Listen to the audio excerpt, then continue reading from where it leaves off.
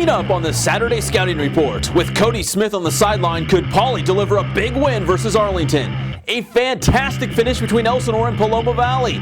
San Jacinto returned home with a new field. Santiago has Norco's number. Rev returns to the win column versus Yucaipa. And Rim of the World's Jacob Taylor runs wild on Notre Dame. The Scouting Report is brought to you by Hemet Chrysler Dodge Jeep Ram, your hometown dealer. Check out their first anniversary sale. Crank it up. The Saturday Scouting Report is ready to fire off now. The Tribe loves high school game time! A big shout out to the Tribe at Norte Vista, and thanks for joining us here on the HS Game Time Saturday Scouting Report. I'm your host, Pep Fernandez. The HS Game Time Game of the Week, Paloma Valley at Elsinore, lived up to its billing. Homecoming for the Tigers, and I present the Queen of Elsinore. The king of the night might be Tigers tailback Alan Stubbs. He punches it in from 2 yards out, 7-zip Elsinore. Paloma Valley's David Solis put together another big-time game. Springs loose down the line. Don't act like you're not impressed. Game tied at 7. Still in the first quarter, another great short yardage run for the Tigers. This time, Davis Peralta gets the call. Tigers back on top 14-7. The shootout continues, and the Wildcats getting some help on this one. Quarterback Brent Bohm goes to Ray Golden in the end zone. First, it's ruled pass interference, and then a touchdown. All right, we're tied at 14. To the third quarter, Stubbs is back at it for Elsinore. Another score makes it 21-14 Tigers. Later, go Diego, go. Diego Lopez splits it from 20, count it, and that makes it 21-14 Tigers. Still in the third, the Elsinore lead grows again. Stubbs with touchdown number 3 in the game. All right. 31-14 Tigers. To the fourth quarter, Bebo, Brent Bohm bringing them back. Finds the paint, making it 31-21. Now, 6 minutes left. The Wildcats come roaring back. Solis right there. 31-28. Paloma Valley pulls within 3. 1 minute to go. Elsinore going for the field goal. It's blocked. Paloma Valley with some time left and some life. The Wildcats drive down and go for a field goal to tie the game, but it's short. Elsinore hangs on to win 31-28. Next up for the Tigers, Lakeside. Paloma Valley gets Paris. That brings us to the poll question this week. With 31% of the vote, fans thought Paloma Valley could be that team who's not the perennial favorite in their league to win the league.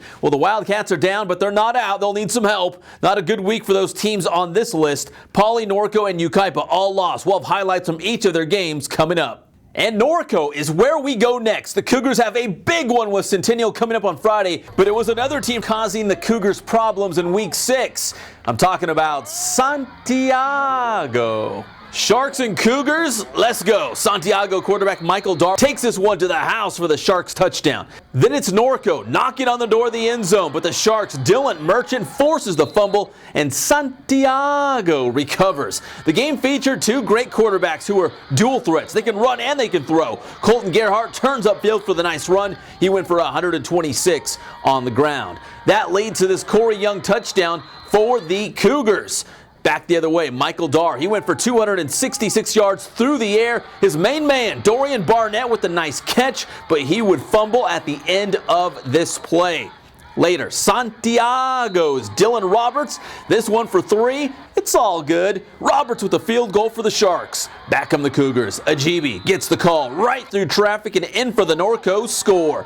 Back and forth, the two teams exchanged touchdowns. Dar to Adam Brooks. Great catch, reaches back and hauls it in for the Santiago touchdown. Norco would get another Ajibi touchdown, but Santiago hangs on, winning 32-26. The Sharks head to Roosevelt this Friday. Arlington met Pauly as the 2 rivals squared off for first place in the Inland Valley League. The Bears got a big-time boost with CODY Smith at the game. Smith is a Pauly football player who was recently diagnosed with cancer, but he joined the captains for the coin toss. He was there on the sideline, and it was great to see CODY Smith out there at the game. We caught up with him and talked about what's going on. Oh, it means a ton to me to be out here. I mean, I couldn't make it to last week's game. I feel really good to be out here. CODY Smith, the most popular player at the game by far. Once again, everyone here at HS Game Time is pulling for you, CODY. Now to the highlights. Early in this one, the Bears marched down the field looking to punch one in the paint, but the Arlington defense stands them up on 4th and goal. Now to the second quarter, Pauly's Nick Blunt boots one, 30 yards for 3, and the Bears are on the board first 3-zip. But it was all downhill from there for Pauly. Martez Duarte darts 44 yards on this touchdown jaunt, and Arlington leads 7-3. Now to the third quarter, DJ Young with a 30-yard field goal. That's my DJ, spinning the beats and knocking down threes, 10-3 Lions. Still in the third, Pauly's Matt Murray, who's been having some big games this season, on the return here, but he's going to cough up the rock, and the Lions would capitalize on their favorite pastry, the turnover. Another field goal from my DJ makes it 13-3 Arlington. To the fourth quarter, Arlington's Mikael Smith patrolling the secondary. How about the pick six after the interception? Smith is always on the clock and doesn't mind house calls. And that Lions defense, they got the job done. Tim Weaver, another pick six. Arlington wins 27-3. The Lions improved to 3-0 in the Inland Valley League. Also from the Inland Valley League, North and Canyon Springs, the Huskies had themselves a real battle for Middle Earth. North's go-to guy, Denzel Foster, the touchdown run for the Huskies. The Cougars answer. Quarterback Chris Whitfield goes for Alex Rodriguez, tipped ball, and A-Rod comes down with it. Looks like one-handed on the grab between all those defenders. Great play there by A-Rod. Later, North, they go back to the ground game. They give the ball to Foster, and the deuce is loose on this run. He just keeps going and going and going and going. Foster finally in for the touchdown on that nice run. The Huskies with the ball, but they fumble on this play, and Canyon Springs would recover. The Cougars go on offense, and Christian Owens on the carry. Get in there. Owens finds the end zone as the Cougars keeping it close with the Huskies. They had the ball late in the game, but they would give it back on this fumble, and North would make them pay. How about another Denzel Foster touchdown? North hangs on versus Canyon Springs 21-12.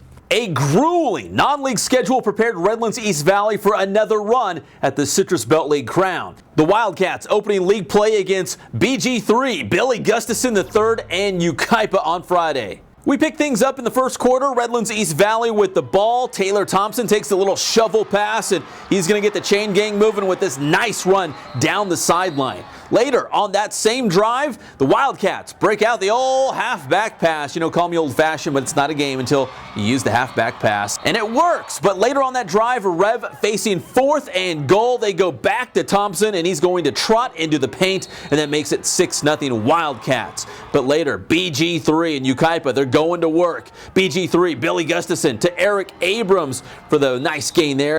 And then later, BG3 going to his big target, Brandon Scott, the tight end, hauls in the catch. The Thunderbirds marching down the field. They cap off that drive with a Shane Rush touchdown, and Yucaipa goes on top 7-6. Back the other way, Rev driving, Levi Plant to Hakeem, the Dream, McKenzie. The nice pass play there. And then later on that drive, Alonzo Anderson gets the call. He's running right into your living room. Look out there, Alonzo Anderson with a nice gain.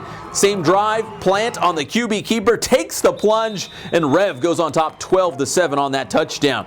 And the Rev defense also came to play. It's Kylie Fitz. You know Kylie Fitz, he's pretty good on defense. Makes the big stop there for Rev. And then just before halftime, the Wildcats get the ball back. It's Plant to Daniel Gonzalez, the touchdown strike. Rev led 19-7 at the half, and they go on to win big time, 36-7. Now it's on to the Southwestern League, where Murrieta Valley continues to roll. The Nighthawks will meet Murrieta Mesa in Week 7. Murrieta Valley taking on Great Oak. First quarter, Andrew Blake with the old shake and bake for the score. Nighthawks leading 7-0. Later, it's Blake showing off those moves again, spinning and dodging tackles for the nice run by the Nighthawks quarterback. This time it's Javier Ragudo on the carry, and he will get the chain gang moving again. Nice run there by Ragudo. That sets up Alex Montion with the field goal. We love the kicking game here at HS Game Time, so how about another one? Montion nails it. The Murrieta Valley defense is stingy. Look out for Mike Almodovar. The Nighthawks win 26-6. Chaparral taking on Murrieta Mesa, and you just knew points would not be a problem in this game. Early on, the Pumas give the ball to Skylar Seabold on the carry, bounces off a tackle, and he goes in for the touchdown, and Chaparral is on the board. Then later, Chase Chambers, known for his passing, scores here on the QB keeper to get the Rams on the scoreboard. Then later, Murrieta Mesa back on the attack. Chase Chambers drilled, but he gets the pass off and finds Khalil Sharp for the touchdown. Sharp with 18 catches in the game. Then later it's Chaparral. Give the ball back to Seabold. He goes in for another score.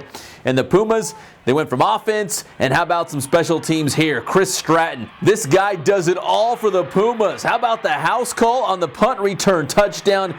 And then later Stratton goes from special teams to defense. The pick six, and Stratton takes this one back to the paint. Chaparral, just a little too much for Murrieta Mesa, but the Rams still enjoying a great start to their season. Quarterback Kellen Matafa takes this one to the paint. Game over. Chaparral, the big time winner, 46-20.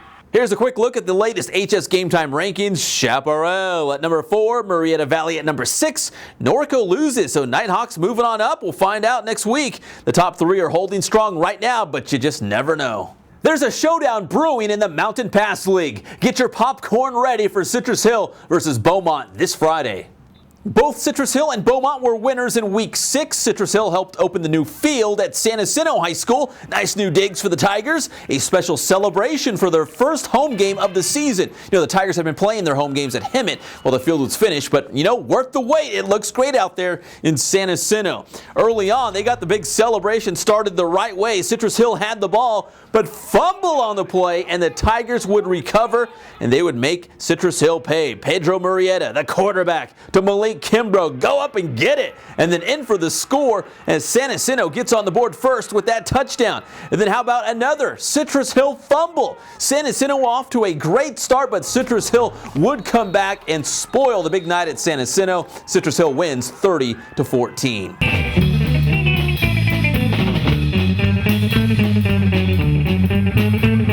Beaumont hosting West Valley, and it was popping off out there. Homecoming, fireworks, the king and queen. I give you Dylan and Amanda. Congratulations. Second quarter, Beaumont's Greg Rincon looking like the king of the field here on this nice run. And then he did the work. Let him get paid. Rincon goes in for the touchdown as Beaumont builds a big lead. 38-0. West Valley, though, looking to strike back before halftime. Lorenzo Terry the catch, and he's down around the goal line. So West Valley looking to punch one in before the break. Quarterback Austin Roselle on the loose. The ball pops loose, and then it's right into the hands of John Goodman for the touchdown. So West Valley gets on the board 38-7. Third quarter, it's quarterback Austin Roselle to Terry on the touchdown, and then Roselle to Goodman. He gets behind the secondary and goes 75 yards on the touchdown, and that Beaumont lead shrinking quickly, but the Cougars would not give it up. Joe Jeffers had a big game, 218 on the ground. Long touchdown run here as Beaumont does go on to win 45-26.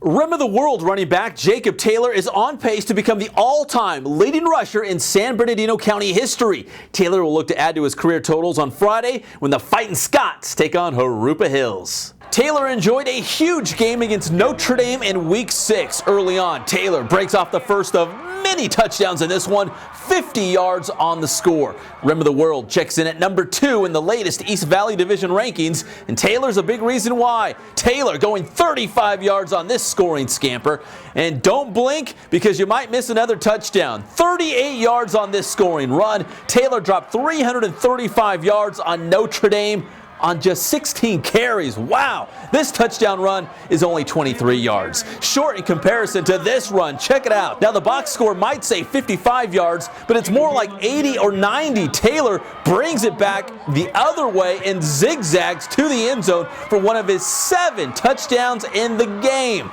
He's got 25 for the season along with 1,559 yards. 80 yards on this touchdown. Rim rolls 69-20. The Fighting Scots are 6-0, winning their league opener. Also in the Mountain Valley League, Rubidoux at home for Citrus Valley. Early in this one, Blackhawks quarterback Dalton Douglas off the bootleg, and he's got the big gain for the Blackhawks. So Citrus Valley goes for a field goal on that drive, and that's not going to work. DeAndre Washington there for Rubidoux to make the tackle. Now in the second quarter, quarterback Jalen Pontius to Joe Fields down inside the 5-yard line, and that would set up this. Washington in for the touchdown, 7-zip Rubidoux. Then it's Daniel Young. Check out this play on defense. This Falcon is flying high on the interception. Great play. Young did the work. Time to get paid, and he cashes in with a touchdown on the ground. Rubidoux goes on to win 24-6. Now to the Sunkist League, a league title on the line in Week 6. Well, probably as Summit traveled to Kaiser. The Cats started the year 5-0, and that defense has been great. But Summit has some serious firepower on offense, and the Kaiser defense actually looked mortal in this one. Tariq Miles, the nice run for the Skyhawks, and then it's quarterback Jacob Jordan to Miles on the pass play. Summit driving down the field. Justin Strong, the Oregon State commit, gets his hands on the ball with a double handoff. Strong takes it near the goal line, and that would set up a Summit touchdown. Kaiser would get one touchdown in this game, but too much Summit. The Skyhawks win 29-7, and they have the inside track for the league title. The brand new River Valley League is off and running. Week 6 marked its maiden voyage, but the game of the year could be this Friday as Norte Vista meets Moreno Valley. The Braves open play with a big win versus Ramona. Pick things up in the first quarter. Braves with the ball. Andre Castanon breaks loose 55 yards on this touchdown run, and Norte Vista goes on top 6-0. Then later, Andrew Martinez. He's going to take this one into the paint and gives Novi the 14-0 lead. The Braves all over the Rams in the first half. Justin Spillman, the quarterback, hooks up with Victor Gonzalez. Make it 21-zip Norte Vista, but Ramona would catch a break before halftime. They force the fumble, and the Rams recover deep into Novi territory. Quarterback Damon Mays would find Malcolm Ballard to get the Rams on the board. 21-7, Ramona trailing at the half.